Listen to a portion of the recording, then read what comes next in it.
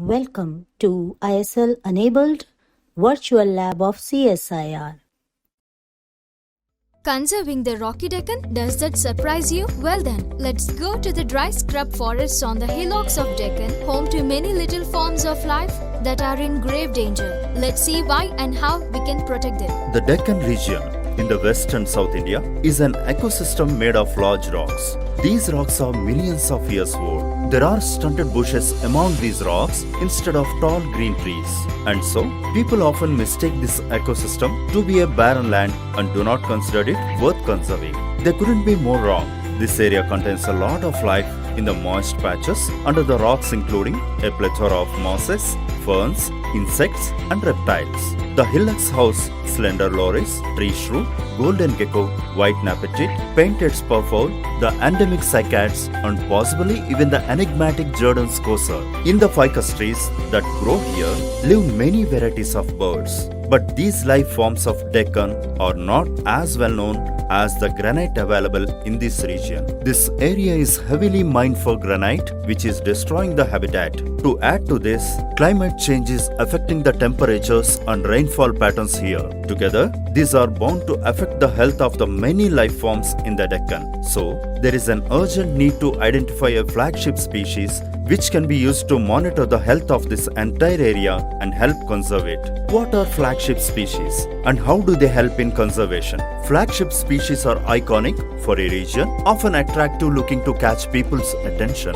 People build national parks and wildlife sanctuaries to help these organisms grow well. These efforts not only help the flagship species but also help the entire ecosystem of these areas. It benefits many other life forms that we might not even know about. Tigers, lions, snow leopards, pandas are some of the famous flagship species used for ecosystem conservation across India. So then, what could be an ideal flagship species for the Deccan? Dr. Karthikeyan Vasudevan, a wildlife scientist at the Laboratory for Conservation of Endangered Species at the Center for Cellular and Molecular Biology, suggests the yellow-throated bulbuls. These are not the regular bulbuls that you might see in your backyard. Dr. Vasudevan and his group study the ecosystem of these birds. These birds are found exclusively in the Rocky Deccan, Eastern and Western Ghats across 5 states of South India. Their habitats span 100 to 200 kilometers surrounded by plains or a few rocky clusters. Interestingly,